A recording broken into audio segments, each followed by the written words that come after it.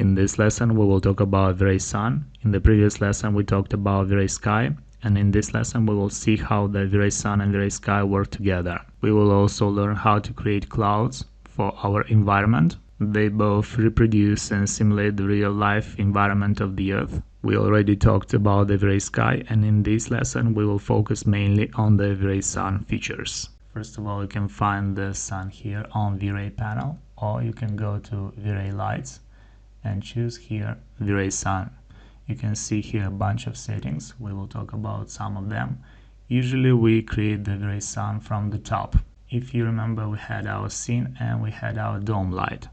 Our dome light will override our Vray Sun and Sky, and I will create the sun from our camera so we can see the effect of the sun on our scene. If you remember, here we had our Vray Sky loaded.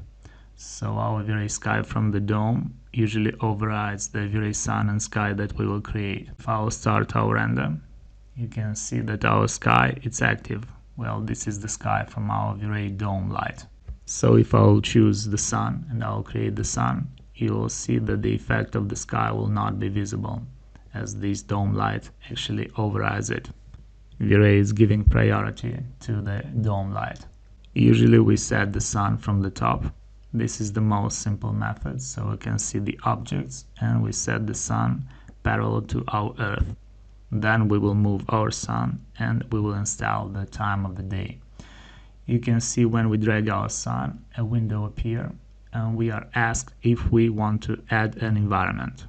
We will add an environment, and you can see first of all that we are not seeing, actually we see the sun, but we don't see our sky, the sky that we just created. Let's delete our Vray light dome, and then we will be able to see our Vray Sky that we just created. Our Vray Sky uses the improved method that we usually use, and you can see the sunset. Now this sunset, it's linked to our sun, and if I will move a bit our sun, you'll see it in a second in our render. You can see that we can control the time of the day. When we set the sun from our top view, the sun and its target are parallel to our Earth, and we receive some kind of sunset. If I'll raise a bit our sun, you can see the time of the day changes. If I'll start to lower our sun, you can see that we are starting to get some kind of sunset, and if I'll continue to lower our sun, we will get less and less light until this light fades out. Well, it simulates the roundness of the Earth. You can see we are starting to get a black render. Our sun actually is active, but although it's active, it's not giving us any light. Let's bring our sun up and let's see what will happen if we will install our sun above our objects. And you can see that we are getting some kind of midday. We are getting the shadows under our objects. They are almost perpendicular to our plane or our Earth. If we will go to rendering, you can see here in environment, you can also press 8, that in environment we got our Vray Sky. In this case, we got the sky loaded in environment map, not in the dome light. Now this is our active sky right now. If I will go to this map and I will delete it, you can see that the environment is gone. We got a black environment, but the light of the sun remains. In this case, we unlink the sun and the sky, and if I will bring the sun back in front of our camera in the previous position, you'll see that we got the shadows, we got the light, but we don't have any environment. The Vray Sky, it's not active anymore. Well, this is the way how Vray Sun and Vray Sky works, and next I would like to talk about some of the Vray Sun features that we can use to adjust our scene. The first function that you can see here in our settings is the enable button. We can enable our sun or we can disable our sun. Next we got the intensity multiplier. We can increase or decrease the intensity of our sun. If you remember from the Vray Sky, this impacts the realism, so we will leave it on 1. Some do use the Vray Sun without a Vray physical camera, so in order to adjust the exposure they decrease the light, but keep in mind you will impact your realism in your images, so we will use the Vray Sun with a Vray physical camera, of course. you can see that if we go to our perspective view and we are not using a Vray physical camera, we got too much light. So the first option that we can do is to decrease the light. This is in case that we don't use a camera, but we will use cameras for our scenes. This is what we obtain without a Vray physical camera. We will bring our intensity back to 1. For now we are using the Vray physical camera on default. Next, let's talk about the shadows. They are controlled by the size of the sun. So I will raise a bit our scene so you can see better the effect.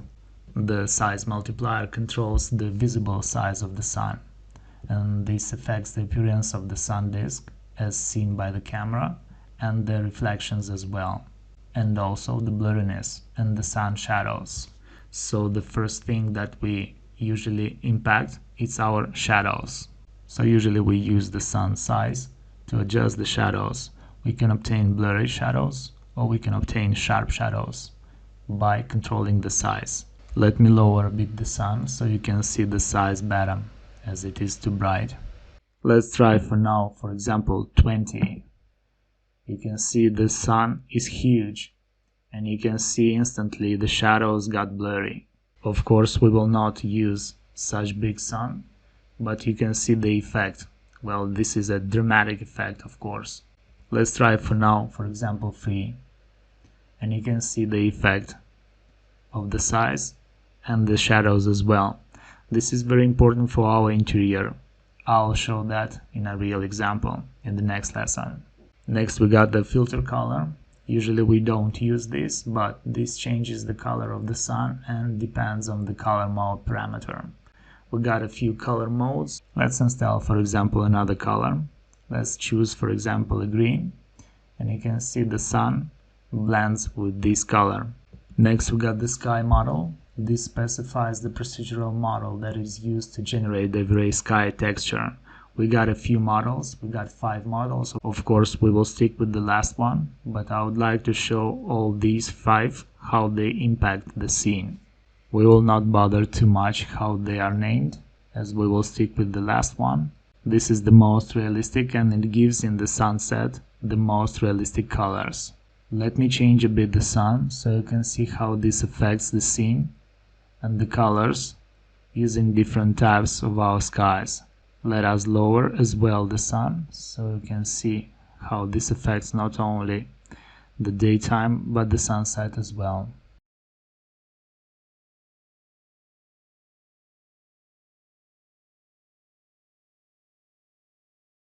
And we will stick with this last one.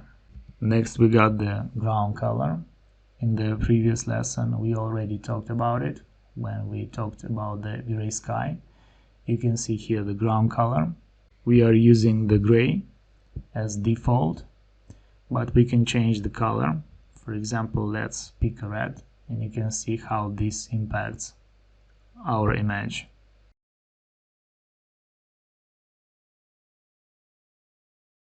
Next we got the blend angle. This controls the size of the gradient formed by the Vray sky between the horizon and the actual sky.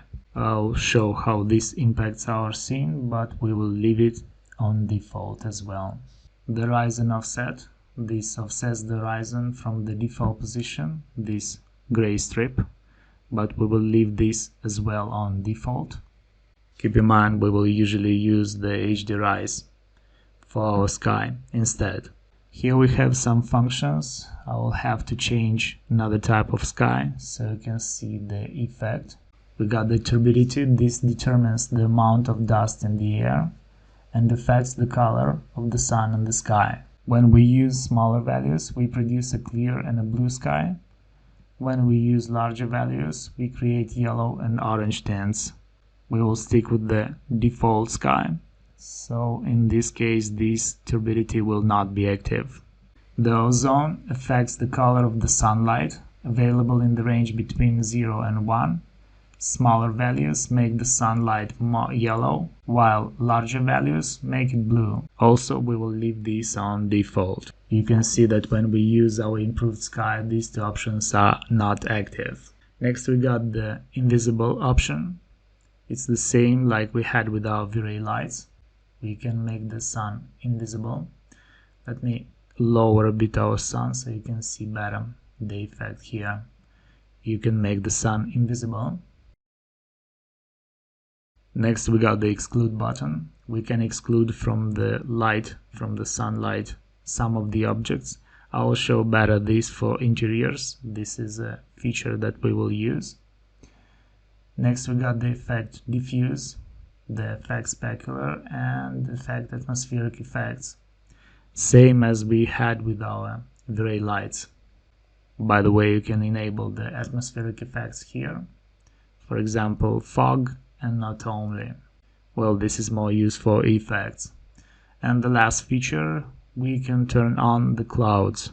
You can play with these features to obtain different effects with the clouds, but usually, as I said, we will use HDRIs for our interiors. Well, this is it with our Vray Sun and Vray Sky, and in the next lesson I would like to show how all this works with interiors.